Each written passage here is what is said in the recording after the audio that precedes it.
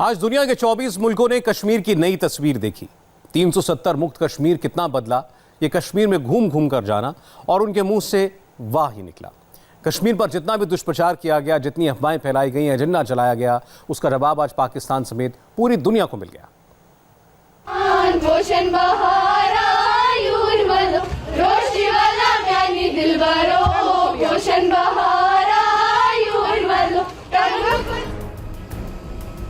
कश्मीर के नाम पर कौन क्या क्या अफवाह फैला रहा है, क्या क्या कह रहा है और कश्मीर का 100% सच क्या है, इसकी डिटेल इंटरनेशनल रिपोर्ट आज कई लोगों के एजेंडा को पूरी तरह से एक्सपोज कर देगी। जो कश्मीर के नाम पर लोगों को गुमराह करते हैं, जो सरहद पार कश्मीर को तोड़ने की साजिशें रचते हैं, उनको आज के कश्मीर को गौर से देखने की जरूरत है। जम्मू कश्मीर के पूर्व मुख्यमंत्री उमर अब्दुल्ला 14 फरवरी को ट्वीट करते हैं कि उनको, उनकी बहन को और पूरे परिवार को फिर से नजरबंद कर दिया गया। साथ में उन्होंने घर के बाहर खड़ी सशस्त्र बलों की वैन की तस्वीर भी पोस्ट की। लेकिन इसी दौरान उमर अब्दुल्ला का स्कीइंग करते हुए वीडियो सामने आ गया। वीडियो में साफ दिख रहा है कि कश्मीर के बर्फीले पहाड़ों पर उमर कितने मजे से स्कीइंग कर रहे हैं। अब आपको बताते हैं कि उमर के नजरबंद के दावे की सच्चाई क्या है। उमर के ट्वीट करने की कुछ देर के बाद ही श्रीनगर पुलिस ने भी ट्वीट किया। इसमें लिखा, पुलवामा के लेथपुरा में हुए खूंखार आतंकी हमले की दूसरी बरसी है। ऐसे में पुलिस ये प्रयास कर रही है कि कोई हिंसा की वारदात ना हो। पुलिस ने कहा कि कुछ प्रतिकूल खुफिया सूचनाओं के कारण वीआईपीज और सुरक्षा घेरे में रहने वाले लोगों को आवाजाही न करने की सलाह दी गई है। इसके जवाब में उल्टा उमर अब्दुल्ला साहब ने श्रीनगर पुलिस के ट्विटर अकाउंट पर ही सवाल खड़े कर दिए।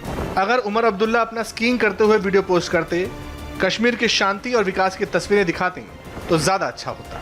खैर, कश्मीर कितना बदला है ये अब पूरी दुनिया को पता लग चुका है। आज यूरोपीय यूनियन का डेलीगेशन 2 दिन के कश्मीर दौरे पर पहुंचा।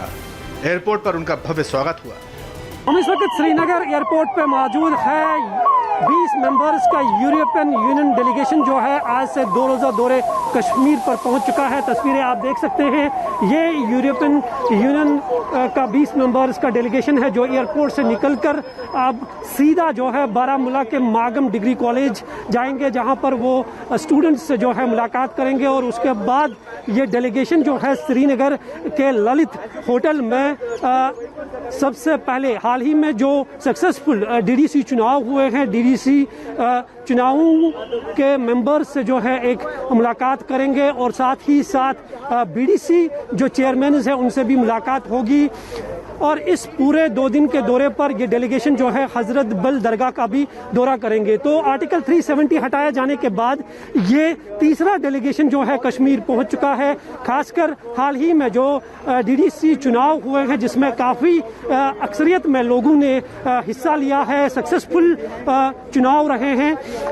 और हाल ही में 4G रेस्टोरेशन कश्मीर में हुआ है, उसके बाद ये पहला अहम दौरा माना जा रहा है। हालांकि इस डेलीगेशन की मुलाकात जो है ट्रेडर्स बॉडी से भी होगी, जो कश्मीर की असल सूरत हाल है उसका जो है यहाँ पर जायजा लिया जाएगा। तो यूरोपीय यूनियन के डेलीगेशन में Chile, Brazil, Cuba, Bolivia, Estonia, Finland, France, Ireland, Netherlands, पुर्तगाल, EU, Belgium, Spain, Sweden, Italy, Bangladesh, Malawi, Eritrea, Ivory Coast, Ghana, Senegal, Malaysia, Tajikistan, Kyrgyzstan के डिप्लोमेट शामिल हैं। इस डेलीगेशन को यूरोपीय यूनियन के भारत में राजदूत उगो एस्ट्रूडो लीड कर रहे हैं। फ्रांस के राजदूत इमानुएल लेनिन और ऑर्गेनाइजेशन ऑफ इस्लामिक कोऑपरेशन के मेंबर भी टीम का हिस्सा हैं। डेलीगेशन सबसे पहले बडगाम जिले के मगम ब्लॉक पहुंचा, जहां उन्हें पंचायती राज और लोगों की समस्याओं का हल कैसे किया जाता है उसके बारे में जानकारी दी गई। उन्हें यह भी बताया गया कि कैसे पंचायत के लोग गांव के घर घर जाकर लोगों की समस्याएं सुनते हैं।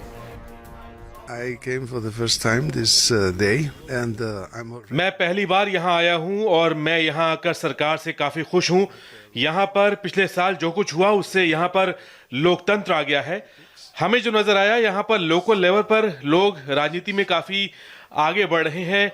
जिले के लेवल पर हो या फिर ब्लॉक लेवल पर या फिर तहसील स्तर, काफी इम्प्रेसिव बात है। और ऐसा ही कुछ बोलोविया में भी हो रहा है।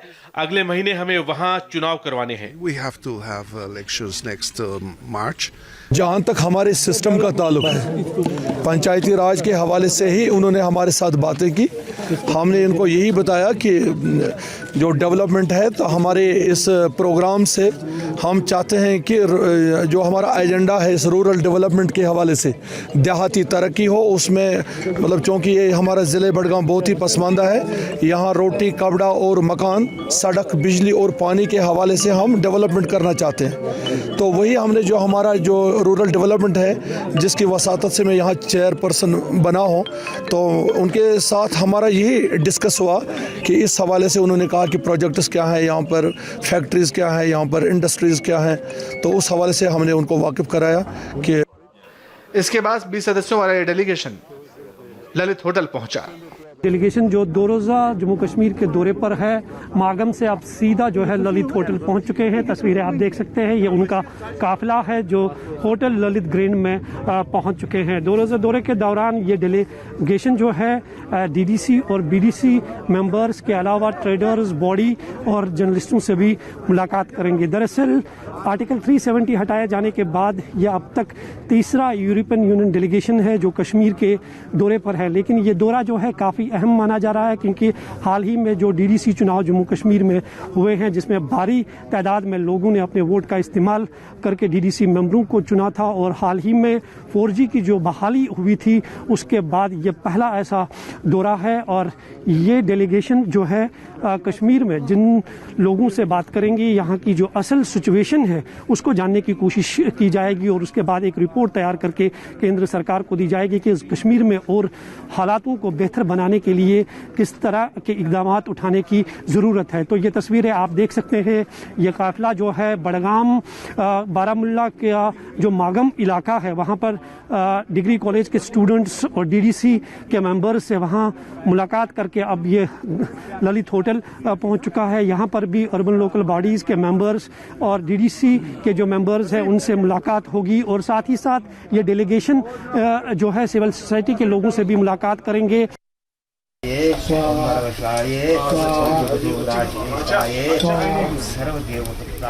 कश्मीर के हालात कितने बदल गए हैं इसकी गवाही ये मंदिर दे रहा है जो पिछले 31 साल से बंद था, मगर अब यहाँ पर बाकायदा पूजा हो रही है, भक्त दर्शन करने आ रहे हैं। श्रीनगर के हब्बा कदर इलाके में स्थित ये शीतलनाथ मंदिर है। जब घाटी में आतंकवाद की शुरुआत हुई और हिंदुओं की हत्याएं शुरू हुई उस वक्त शीतलनाथ मंदिर को बंद कर दिया गया था, लेकिन 31 साल बाद एक बार फिर मंदिर की घंटियां सुनाई दे रही हैं। कश्मीर बदल गया है।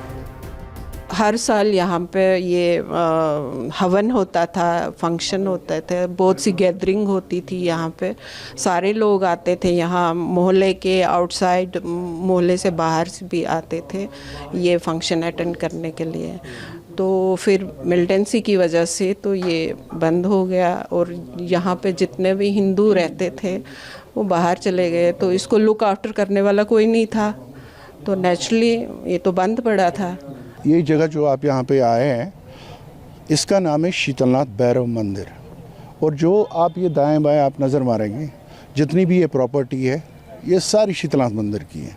इवन इसमें सबसे बड़ी प्रॉपर्टी क्या है, हिंदू हाई स्कूल और वो मार्टेंट की बिल्डिंग है, ये भी प्रॉपर्टी है सारी शीतलनाथ मंदिर। अब आप यहाँ पे, हम आज यहाँ पे 31 साल के बाद आए हैं क्योंकि हमें भैरवनाथ ने बोला कि नहीं आपको आना है, आपने मेरे दरवाजे खोलने ही खोलने हैं। ये उसी की कृपा से हमने उनके दरवाजे खोल दिए। कश्मीर के हालात जितने बदले हैं, यहाँ जितनी शांति है, पाकिस्तान की बेचैनी उतनी ही बढ़ती जा रही है।